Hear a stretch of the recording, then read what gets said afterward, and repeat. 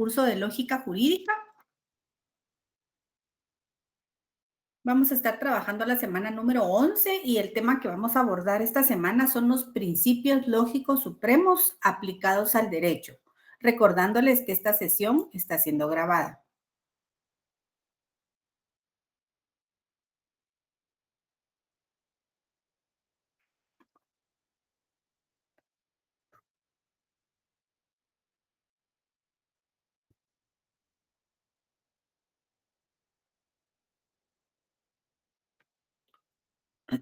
Objetivo de la clase: que el estudiante de la Universidad Rural de Guatemala adquiera los conocimientos esenciales relacionados a los principios lógicos supremos aplicados al derecho. Entonces, este tema nosotros ya lo vimos en una clase anterior, pero ahorita vamos a ver cómo lo podemos aplicar estrictamente al derecho.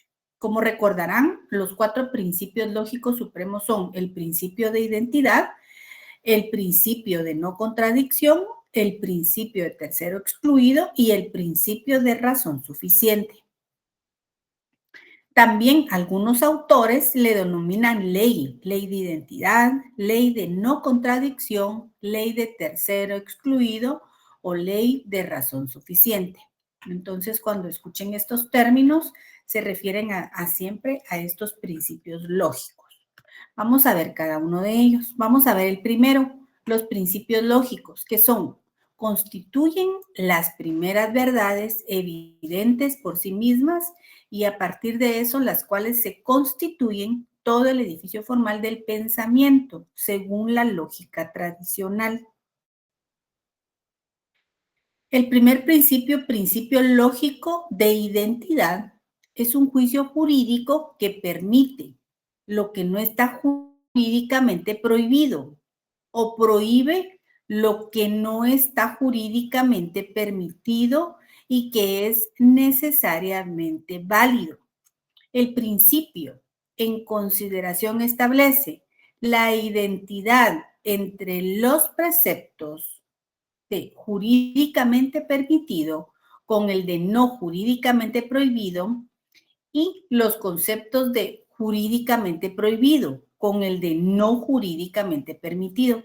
Como lo hemos escuchado siempre en el derecho, hay aspectos en los que no se encuentran, hay aspectos de la vida humana que no se encuentran regulados en la ley, es decir, que no se considera que constituyen un delito.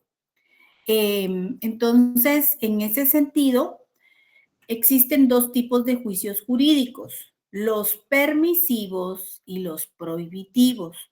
En el caso de nosotros, la Constitución Política de la República regula el derecho de la libertad de acción. Contempla la primera de las alternativas en el principio lógico jurídico de identidad, es decir, lo que no está jurídicamente prohibido, ya que determina en su parte conducente, el artículo 5, toda persona tiene derecho a hacer lo que la ley no le prohíbe. En ese sentido, la norma jurídica reconoce un derecho humano fundamental y está dirigida a las personas individuales o jurídicas quienes ante el Estado tienen la calidad de gobernados y les permite un amplio margen de acción porque están facultados para realizar cualquier acto que no esté prohibido por la ley. Ahora bien, aquí es donde viene el dilema del derecho. Si bien es cierto, el artículo 5 constitucional nos da ese margen a, a utilizarlo cuando estamos fundamentando alguna defensa, es decir, una acción que se considera típica, antijurídica y culpable tiene que estar expresamente determinada en la ley. Aquí sería jurídicamente prohibido, es prohibitiva. Si no existe una norma expresa, prohibitiva, esto nos señala automáticamente que son preceptos que se encuentran jurídicamente permitidos, ¿sí? Es decir, que la acción que se cometa no está jurídicamente prohibida. Entonces, podemos hacer uso e invocar el artículo 5 constitucional. que es el artículo de la libertad de acción. Es decir, yo puedo hacer todo lo que la ley lo que la ley no me prohíba. Pero aquí viene el asunto, que tenemos que tener claridad de las leyes, es decir, de saber si lo que estamos haciendo en realidad no se encuentra normado en ninguna norma, en ningún cuerpo normativo y en realidad no existe una legislación que me prohíba, que esté jurídicamente prohibido hacer lo que esté haciendo. Por ejemplo, yo estoy en mi finca y voy a salir a cazar algún animal silvestre y nadie me puede decir nada porque yo me encuentro en mi propiedad, pero hay que saber que existe una ley, por ejemplo, de caza y que indica que a pesar de que se encuentren en propiedades privadas, si no es época de caza de X animal,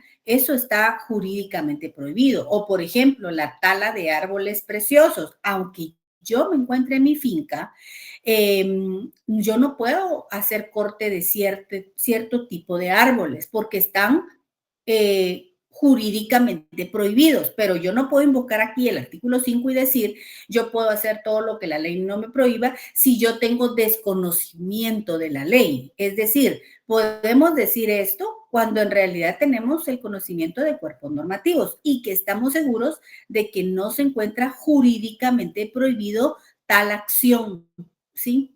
Entonces aquí es el principio lógico supremo de identidad que A es igual a A, es decir, podemos invocar una libertad de acción, ¿sí? Conociendo la ley. Entonces, este tipo de argumentos son muy importantes y necesarios para los conocedores de las leyes, los estudiosos del derecho, para los juristas, porque no podemos caer en una falacia invocando un artículo constitucional, en este caso, cuando en realidad sí existe normativa que contempla una acción, ¿sí?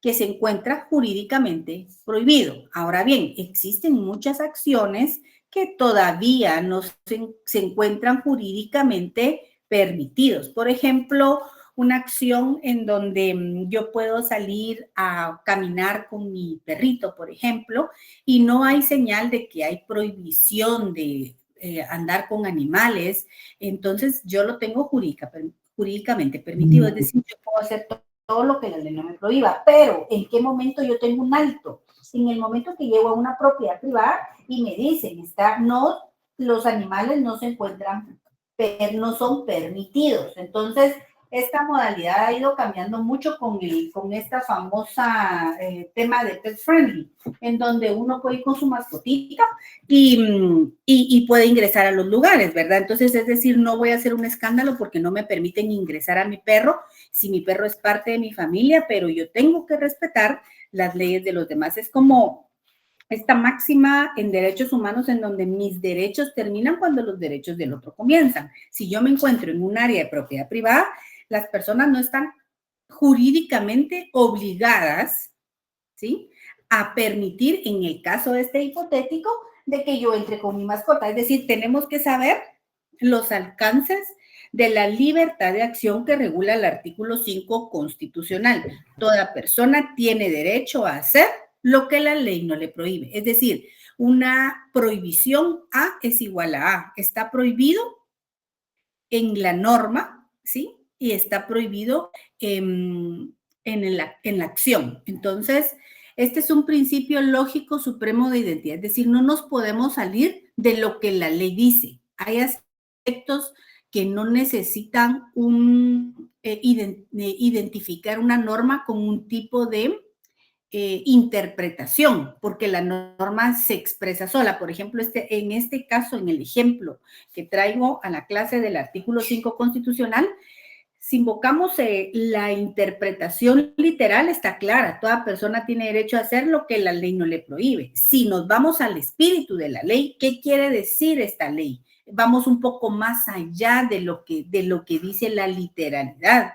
Entonces, aquí si nos metemos al espíritu de la ley, Aquí está, digamos, nos está diciendo que toda persona tiene derecho a hacer cualquier cosa, siempre y cuando no se encuentre jurídicamente prohibido en ningún cuerpo normativo. Está siendo, digamos, clara.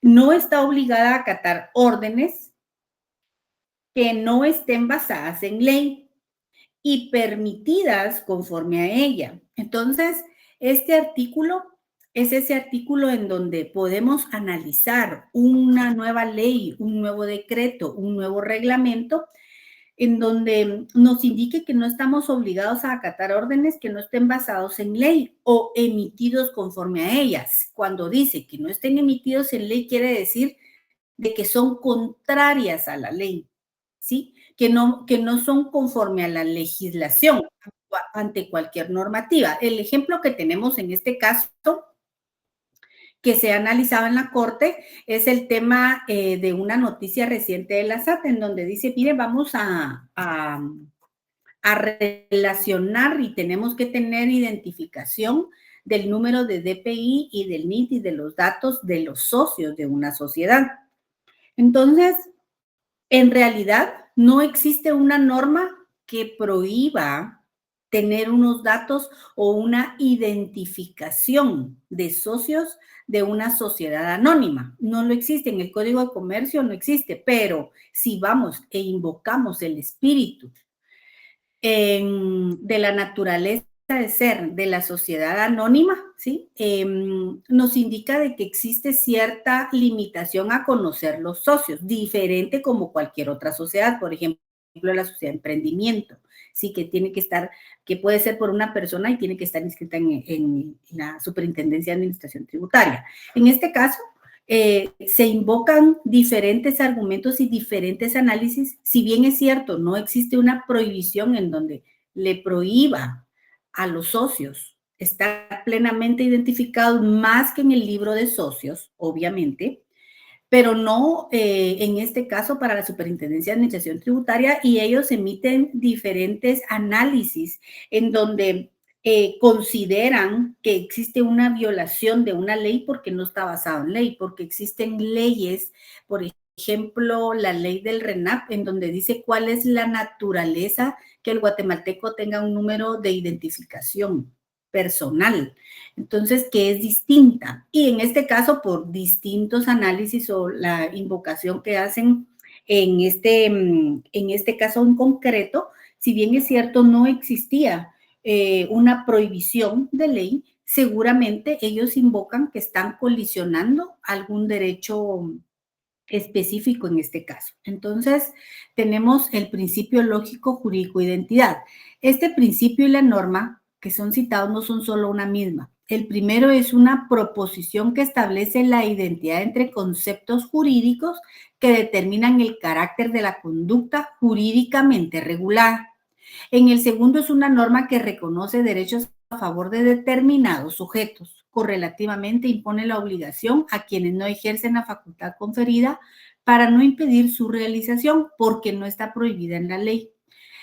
Las observaciones expresadas en la lógica aristotélica sobre el principio lógico de identidad, señaladas por Luis Alberto Padilla y Antonio González, tienen relevancia en el campo del derecho, ya que ningún concepto jurídico será siempre idéntico a sí mismo, porque por definición la ciencia jurídica no es de carácter formal, ¿sí? En este caso como la matemática, y en consecuencia no estudia seres fijos o inmutables que existen únicamente en el plano de la realidad mental, hasta la lógica jurídica y su objeto de estudio que refieren a seres que existen en el plano lógico, en el plano de la realidad mental. Han cambiado en el tiempo de los aportes de los eruditos en la materia. ¿Qué quiere decir esto? Que como lo hemos visto, cuando nosotros entramos al plano, al campo de la ciencia jurídica, sabemos que no es estrictamente literal. Las acciones no son literales, como nos encontramos dentro de un entorno social, cada caso es diferente. Y esto es lo que ocurre en el derecho, que en el derecho nosotros podemos tener casos similares, casos parecidos, ¿sí? Pero lo que no les da ese carácter de igualdad es, en primer lugar, que los sujetos no son los mismos. que se puede presentar un caso en donde las actuaciones o el estatus jurídico de los elementos que se van a normar no son los mismos. Por ejemplo, en un contrato de arrendamiento, sabemos que en un contrato de arrendamiento necesitamos un arrendatario, un arrendante, ¿sí? Una propiedad, una renta, un plazo, una descripción del inmueble, en este caso pudiera ser, pero la situación puede variar de caso en caso. Por ejemplo, puede existir un caso en que las partes necesiten un fiador, en otros casos no. Aquí nos cambia la cosa. Por ejemplo, que una de las partes sea una persona jurídica y la otra sea una persona individual. Puede ser, por ejemplo, que el plazo del contrato sea superior a 3 años y esto nos lleva a nosotros a una obligación, porque quiere decir que estamos jurídicamente obligados a inscribir el arrendamiento en el registro de la propiedad, porque eso nos dice la ley. Entonces, si bien es cierto, tenemos un contrato de arrendamiento y es súper fácil, ya sabemos qué es lo que tenemos que hacer, pero todo va a depender de las partes, de los pactos y del plazo. Entonces, pareciera que es un simple contrato de arrendamiento, pero tenemos que escuchar a las partes y dependiendo de lo que quieran las partes, el contrato va a tener sus diferencias. Es decir, no podemos pensar que el derecho, los aspectos que se regulan en el derecho, en el caso como el notario, son planos, son iguales. Por supuesto que tenemos que escuchar a las partes y dependiendo de lo que se requiera, el contrato de arrendamiento cambia, ¿verdad? Entonces, por ejemplo, la ley dice que los contratos superiores a 3 años, que el plazo máximo de 3 años, deben estar inscritos en el registro de la propiedad. Entonces, son aspectos que como conocedores del derecho tenemos que hacer ver, ¿verdad?, a las partes, y si eso, el plazo excede de lo que nos permite la ley, estamos obligados a acatar la ley. ¿Qué pasa si yo no lo inscribo? Puede ser por negligencia o por ignorancia, pero como estudiosa del derecho yo tengo la obligación de conocer la norma porque yo estoy asesorando a los clientes. Entonces aquí la obligación es del notario y puede tener consecuencias jurídicas para el notario, ¿verdad? Por un incumplimiento de la norma. Entonces, pareciera que es un simple contrato de arrendamiento, pero tiene sus respectivas obligaciones y cada una va a ser diferente. Entonces, aquí este principio es muy interesante porque nos enseña que el derecho no es plano, digamos, es cambiante y esto se debe a que somos parte de una ciencia de las ramas sociales, ¿verdad? Entonces no podemos pensar que somos unos autómatas, sino que siempre tenemos que irnos adaptando a las leyes, adaptándonos a la actualidad. ¿Estamos? Entonces, cuando se aplica el campo del derecho, eh, tenemos que tener conciencia de que hacemos uso del conocimiento jurídico, ¿sí? Entonces, este enunciado es importante en el sentido que nosotros podemos utilizar la norma que permite lo que jurídicamente no está prohibido, es decir, que necesariamente se encuentra válido y a la inversa. Muy bien. Tenemos el siguiente principio lógico jurídico de no contradicción.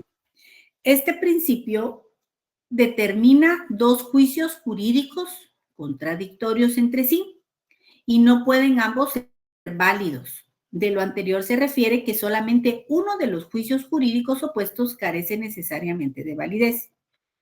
El principio en consideración es un principio, no una norma jurídica que determine el deber de no atribuir validez a dos normas del derecho que se encuentran en un sentido contradictorio.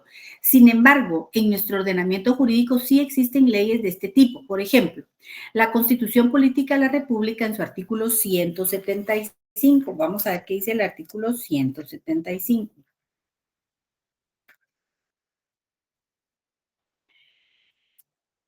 dice que se inspira en el principio de superlegalidad constitucional o supremacía constitucional, que determina la nulidad ipso iure de cualquier ley que contraríe las disposiciones de la ley fundamental. Entonces dice, artículo 75, jerarquía constitucional. Ninguna ley podrá contrariar las disposiciones de la Constitución. Las leyes que violen, tergiversen los mandatos constitucionales son nulas ipso iure. Las leyes calificadas como constitucionales requieren para su reforma el voto de las 2/3 partes del total de diputados que integran el Congreso previo dictamen favorable de la Corte de Constitucionalidad. Entonces, aquí estamos diciendo que ninguna ley podrá contrariar las disposiciones de la Constitución. Pregunto, ¿en qué casos consideran ustedes que sería válido que alguna normativa contraríe las disposiciones que están en la Constitución?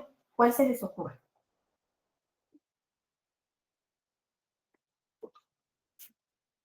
Algún voluntario, no importa, solo es como lo que ustedes consideren, que existe algo que... En los casos de excepción, licenciada. ¿En los casos de? En los casos de excepción, calamidad. Eso sí está en la Constitución, esos están contemplados. En convenios internacionales en materia de derechos humanos. Excelente, ahí estamos, muchas gracias. Cuando la misma norma nos dice, el artículo 46 nos dice que cuando se trate de aspectos que sean en el tema de derechos humanos, tendrán preeminencia sobre el derecho interno. Y nosotros lo vemos, sí lo vemos, y es un caso para nosotros el tema de la pena de muerte, que se encuentra en la Constitución, pero como Guatemala ratifica un convenio en materia de derechos humanos, en materia internacional, como esto supera las garantías en tema de derechos humanos, aunque la Constitución regule la pena de muerte, esta queda suspendida porque supera un derecho humano. Entonces, sí nos damos cuenta que sí existe un principio lógico supremo de no contradicción, que aunque la Constitución en este caso lo regule, sí contraría una norma constitucional en este caso, ¿verdad? Es un caso muy particular y muy concreto. También sabemos que este principio, para evitar este principio de no contradicción y que dos leyes no tengan diferentes disposiciones, sabemos que invocamos una inconstitucionalidad porque no, obviamente cuando dos normas colisionan, una es inconstitucional. Se invoca, ¿sí? Y se aclara y se establece qué normativa nació a la vida jurídica contraria a la Constitución. Entonces aquí es jurídicamente, no es jurídicamente válida que nazca una norma que contraríe la Constitución, a menos que se trate de aspectos que se encuentran regulados en materia de derechos humanos. Por ejemplo, como el derecho humano, los derechos humanos son cambiantes, son evolutivos, son transnacionales, ¿sí? Entonces, por ejemplo, lo que se incluye ya como un derecho humano es, por ejemplo, el derecho ambiental, porque lo relacionan en derechos humanos se relaciona como el derecho a que tiene el ser humano de un ambiente sano, libre de humo, a un aire puro, tenemos derecho a un agua que no esté contaminada, y entonces se desarrolla una serie de principios que se considera que debemos contemplar al derecho ambiental como parte del derecho humano, porque nos encontramos, porque es nuestro entorno, es nuestro ambiente. Entonces, sí pueden ustedes ver algunas normativas en materia de derecho ambiental que como se considera que es parte del derecho humano, es decir, si lo vemos desde un punto de vista jurídico, sí necesitamos regular la calidad del aire, por ejemplo, que respiramos, porque en determinado momento puede dañar la calidad de vida del ser humano. Licenciado Carlos levantó la mano. Habemos dos Carlos, pero disculpen, voy a hablar. Perdón. O varios. Mi duda es la siguiente, maestra. Se ratifica un convenio y obviamente pues adquiere la validez legal correspondiente.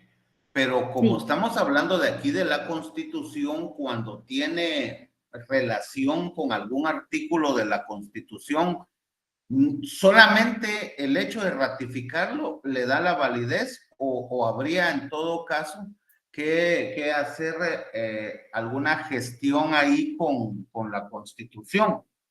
Esa es mi duda. Muy bien.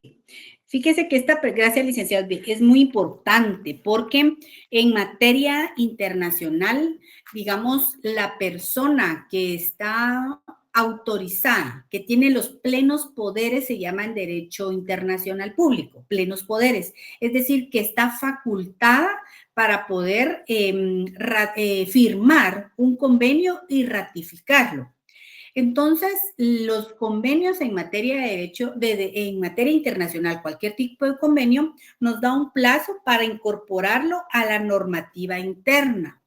Entonces, la persona está obligada, tiene esa obligación, porque representa al Estado de Guatemala, de conocer si el convenio que está ratificando y, por ejemplo, no se tratara de derechos humanos, por ejemplo, se tratara de impuestos, de aranceles, colisiona con una normativa interna, definitivamente esta normativa no puede incorporarse a la normativa interna, ¿sí? Esa normativa internacional no puede incorporarse a la normativa interna porque colisiona una normativa interna, un artículo de una ley ordinaria. Entonces, la persona que está facultada con plenos poderes tiene con pleno conocimiento del alcance que puede tener o los efectos que puede tener una ratificación de un convenio. Cuando ese convenio no colisiona con ninguna norma, ese convenio se incorpora a la normativa interna. En el caso, por ejemplo, de algunos tipos de convenio, deben pasar una normativa, debe de tener un acuerdo gubernativo emanado, en este caso, por ejemplo, un acuerdo que se ha emanado por el Congreso de la República y se incorpora. Por ejemplo, ustedes tienen un poquito de curiosidad cómo fue que Guatemala aceptó a la CICIG. Entonces, si ustedes buscan, existe un acuerdo en donde aquí se le da vida a la CICIG, por ejemplo, que era una comisión internacional. Entonces, todos aquellos convenios que sean ratificados en Guatemala, el Congreso los aprueba y se incorporan con un acuerdo aquí en Guatemala. Tienen una normativa. ¿Cómo surtieron efectos? Cualquier convenio, dependiendo del tipo de convenio, ¿sí? Si es de orden general, se convierten en una normativa, lo buscamos y le encontramos un acuerdo, un número de acuerdo, y ya con ese número de acuerdo se incorporó a nuestra normativa. Es decir, no solo es que se ratifique y ahí quedó el acuerdo. Tenemos, por ejemplo, el convenio, por ejemplo, el Pacto de San José. Ese tiene un número tiene un número de regulación. Entonces, definitivamente hay un proceso que tiene que pasar para poder acreditar un convenio internacional y que surta efectos en Guatemala, tiene que incorporarse dentro de nuestra normativa interna.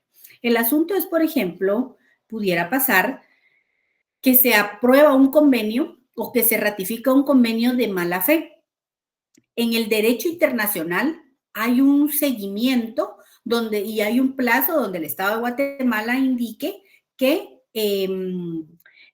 la persona desconocía o actuó de mala fe. Digamos, hay esa opción en donde diga que tal vez no se sabe si por dolo, por ignorancia, aceptó o ratificó un convenio en nombre del Estado de Guatemala cuando definitivamente a todas luces es inconstitucional. Entonces hay un plazo en donde el Estado de Guatemala denuncia y por supuesto que en materia de derecho internacional hay consecuencias, porque se supone que la persona que ostenta plenos poderes para representar al Estado de Guatemala y ratificar ante un organismo internacional un convenio, obviamente hay responsabilidades. En realidad, cuando se ratifica un convenio, los procesos de ratificar convenios son sumamente,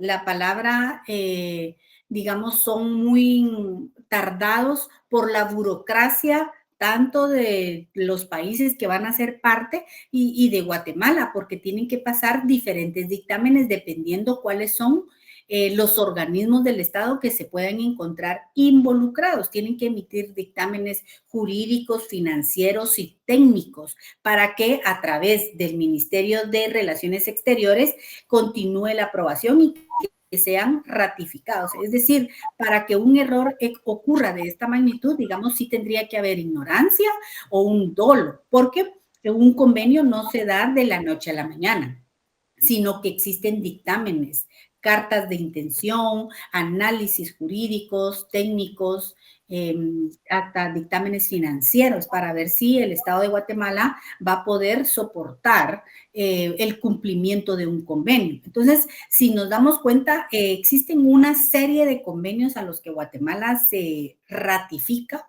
¿sí? Es una... Y ustedes pueden ver en la página de Relaciones Exteriores y ver la cantidad de convenios a los que Guatemala está, se adhiere porque se considera, definitivamente existe una fundamentación en donde se considera que es de beneficio para el Estado de Guatemala. Entonces, aquí sí es muy bonito, o sea, es importante conocer un poco del derecho y saber que toda normativa en materia de derechos humanos, aquí en este caso sí tiene preeminencia, ¿verdad? Entonces, y no se considera inconstitucional, sino que se considera que es en beneficio del ser humano, ¿verdad? De la vida humana. Entonces, tenemos el siguiente caso, la ley del organismo judicial en su artículo 8 establece la derogatoria de las leyes y dice en su inciso B, por incompatibilidad de las disposiciones de la ley nuevas con las anteriores, en el caso de contradicción entre normas de una misma jerarquía y por declaración de inconstitucionalidad dictada en sentencia firme por la Corte de Constitucionalidad. Entonces aquí, cuando se da la inconstitucionalidad, son normas de diferente jerarquía. ¿Qué quiere decir? Que una norma ordinaria, ¿sí? Según la pirámide de Kelsen, está contrariando la Constitución. Una norma que es inferior a la Constitución dice algo diferente. Entonces, aquí nos encontramos ante una inconstitucionalidad, ¿sí? Entonces, cuando existe incompatibilidad por disposiciones nuevas, ¿sí? Lo que se hace es de que se deroga una de las normas. Entonces, el artículo 8 de la ley del organismo judicial dice derogatoria de las leyes. Las leyes se derogan por leyes posteriores, por declaración expresa de las nuevas leyes. Es decir, en una nueva ley se deroga la ley anterior o puede derogarse parcialmente por incompatibilidad de las disposiciones contenidas en las nuevas leyes precedentes. Totalmente porque la ley nueva regule por completo la materia que se considera por la ley anterior o en forma total o parcial por una declaración de inconstitucionalidad dictada en sentencia firme por la Corte de Constitucionalidad. Por el hecho de la derogatoria de una ley, no recobran vigencia las que se hubieran derogado. Entonces, es decir, si nace una nueva ley, la anterior pierde efectos. Por ejemplo, tenemos una derogatoria reciente, por ejemplo, de la ley de la Policía Nacional, de la ley de la Policía Nacional Civil, que derogó la anterior y automáticamente entra en vigencia la nueva. Pero lo particular de esta, que cuando ocurren derogatorias, por ejemplo, puede quedar vigente por un plazo determinado el reglamento que regía la ley anterior, ¿sí? Entonces, en este caso en concreto, por ejemplo, que es el ejemplo que me viene a la mente en este momento, es que en este caso, cuando se deroga la ley de la Policía Nacional Civil el año pasado, dice que tendrá un año para emitir el nuevo reglamento, un nuevo reglamento que va a entrar en vigencia para la nueva ley. Mientras tanto, ¿qué reglamento usamos? El que está vigente. Si bien es cierto, regulaba todo lo relacionado, todo lo que normaba la ley anterior, ese reglamento está vigente ahora. Entonces, transcurrido un año, ya se tiene que autorizar un nuevo reglamento que operativice o viabilice lo que se está normando en esta nueva ley, que en realidad sabemos que los reglamentos, esa es su naturaleza, operativizar la ley. Lo mismo que ocurre, por ejemplo, en la ley del IVA. Existe un reglamento de la ley del IVA que operativiza lo que la ley dice, ¿sí? Es decir, ya es un poco más clara. Para eso son los reglamentos, ¿verdad? Para operativizar. Muy bien. Cuando hablamos del principio lógico jurídico de no contradicción, estos contenidos se desarrollan con detenimiento al estudiar el juicio jurídico. La contradicción no solo se presenta entre dos juicios jurídicos opuestos, ya que un contrasentido de tal tipo se puede producir en uno solo. A esta forma particular, Eduardo García Maínez lo denomina principio especial de contradicción, el cual se puede definir así. El juicio jurídico de contenido contradictorio es válido. Es evidente que necesariamente carece de validez. A nivel lógico, un juicio jurídico que prohíbe y permite o que prohíbe y ordena a la vez la misma forma de conducta. Tenemos el principio lógico de tercero excluido. El principio lógico jurídico de tercero excluido, al igual que el principio lógico jurídico de no contradicción, se refiere a la oposición contradictoria entre juicios jurídicos y establece que dos juicios jurídicos contradictorios no pueden carecer ambos de validez. De lo anterior se infiere que solamente una de las normas jurídicas opuestas es necesariamente válida. Cuando, por ejemplo, nosotros podemos utilizar este principio lógico jurídico excluido cuando una norma no es clara y una ley me dice cómo operar y otra norma del mismo rango me dice qué hacer. Es decir, aquí quiere decir que dos normativas están indicando de que están regulando lo mismo, pero no podemos decir cuál no es válida si se encuentran jerárquicamente en el mismo nivel. Los principios lógicos jurídicos de no contradicción y de tercero excluido, por ser principios que no constituyen un criterio para decidir en un caso concreto, por ejemplo, cuando dos normas se encuentran en el mismo rango, en el mismo nivel, por decirles algo, una ley ordinaria. En el caso de estos juicios jurídicos, ¿es válido o no válido? Por la razón para solucionar las antinomias que están contenidas en la ley. Entonces, ustedes van a escuchar este nombre, antinomias. Quiere decir que son contradicciones que se encuentran en una norma. Si nosotros ya sabemos que para darle validez o para que no exista este tipo de problemas de saber qué ley aplicar y qué no, nos vamos a la pirámide de Kelsen, nos vamos a lo que dice la ley de mayor rango. En este caso pueden ser las normas constitucionales. Sabemos que las normas constitucionales existen una serie de normas constitucionales, no solo es la Constitución. Encontramos la ley de orden público, la ley de emisión del libre pensamiento, la ley de, vamos a ver cuál es la otra ley, la ley de orden público, la ley de libre emisión del pensamiento, la ley de amparo de exhibición personal y de constitucionalidad, y se me olvida la ley de... Partidos políticos. Ay, gracias, esa. La ley electoral y de partidos políticos. Muchas gracias, licenciada. Entonces, sabemos que ahí tendríamos cómo jugar porque sabemos cuáles son las normas de mayor rango. Pero, ¿qué pasa cuando las dos normas son de rango ordinario? Les voy a poner un caso.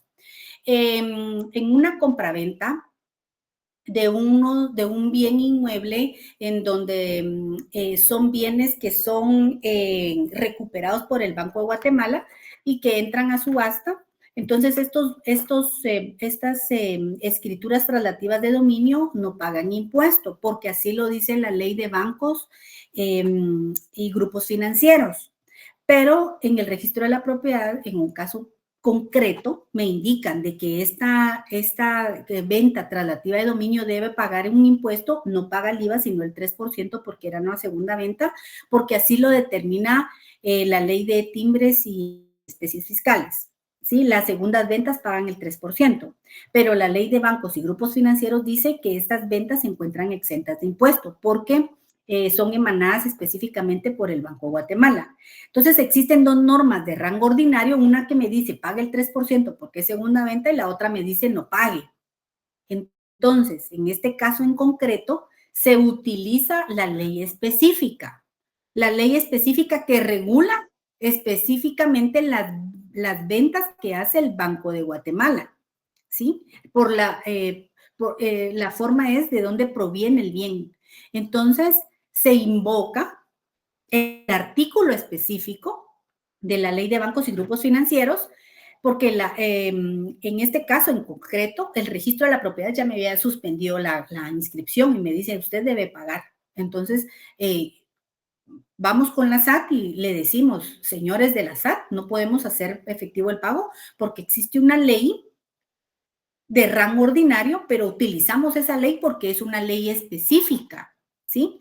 Entonces, aquí pudiera decirse que existe una antinomia, porque hay dos leyes que están regulando diferentes, pero en este caso sí utilizamos la jerarquía de las normas y nos vamos a, si bien es cierto, es una norma de rango ordinario, pero vamos a utilizar la norma específica, y ahí es donde entramos nosotros a analizar las leyes en el derecho, ¿verdad? Entonces, por eso, para solucionar las antinomias podemos saber, en primer lugar, la jerarquía y en segundo orden podemos utilizar una ley especial. Ahora bien, en un caso, por ejemplo, si yo voy a hacer una compraventa de ban rural de estos bienes que son recuperados, aquí no me aplica porque la ley de bancos y grupos financieros dice que solo las ventas que haga el Banco de Guatemala. Entonces, en este caso, yo no pudiera invocar ese artículo de la ley de bancos y grupos financieros porque no me aplica. Entonces, aquí sí tengo que yo hacer efectivo el pago del 3% si nos encontráramos ante una segunda venta. Entonces, aquí el principio jurídico es tercero excluido. Y vamos con el último, que es el principio de lógico jurídico a razón suficiente. Este principio establece que todo juicio jurídico para ser válido requiere un fundamento suficiente. Es decir, que exista una ley, que su carácter es de una regulación jurídica, que se encuentra jurídicamente regulada. Entonces, por ejemplo, nos vamos en el caso de materia tributaria. Nosotros no podemos hacer pagos de tributos, de impuestos, tasas o contribuciones si no están específicamente detalladas en una norma jurídica. ¿Por qué? Porque existe una razón suficiente para no pagar. Existe una razón suficiente porque en materia tributaria no existe la analogía, ¿sí? Entonces, sabemos que existen normativas que su conducta es obligatoria y así como se encuentra regulada de manera obligatoria algunos pagos, por ejemplo, en este caso, tributos, no podemos nosotros pensar que la SAT nos va a cobrar impuestos de algo que no se encuentra regulado, ¿sí? Entonces, existe un principio lógico jurídico de razón suficiente. Es decir, nos pueden obligar jurídicamente a realizar determinados actos o a pagar determinados impuestos, en este caso, por ejemplo, en materia tributaria, si definitivamente se encuentran plasmados en una ley. De lo contrario, no existe, según el principio lógico jurídico, de una razón suficiente como para que nos hagan, por ejemplo, pagar. Ustedes se recuerdan que antes, cuando uno entraba a la antigua Guatemala, había unas personas que hacían un cobro por ingresar. Entonces llegó alguien y dijo, o sea, ¿por qué me están cobrando? Yo no entiendo por qué me están cobrando. ¿En qué norma, en dónde me indican de que tienen que cobrar? Entonces plantean una inconstitucionalidad y actualmente pues ya cambiaron la modalidad porque ya le dan para que usted se parquee, ¿verdad? Es decir, ya no por el ingreso, sino que ahora a usted le dan un ticket, digamos, y usted puede ir a parquearse al parque municipal o en algunas calles que habilita la municipalidad.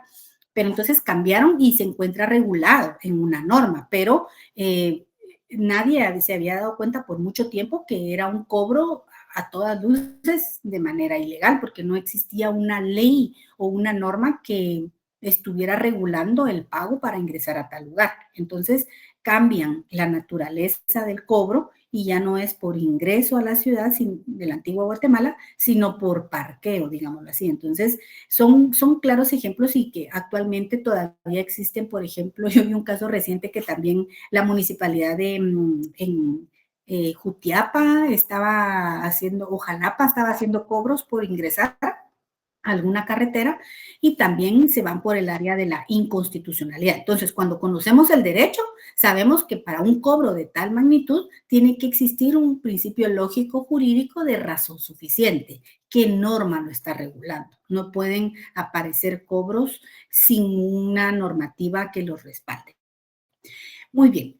Entonces, estos son los principios lógicos supremos que ya los hemos visto, pero si nos damos cuenta en la normativa y para estudiar cada uno de ellos podemos ir encontrando diversos casos, en cada caso en concreto, que definitivamente no se encuentran actualmente los utilizamos en el derecho. Es decir, si analizamos cada caso en concreto, podemos darnos cuenta y leer un poquito más y traer casos, ejemplos, a la vida real, de la vida real, que sí son utilizables, ¿verdad? Entonces, lo único es que los analizamos en el derecho, pero no les tenemos ese título de principios, ¿verdad?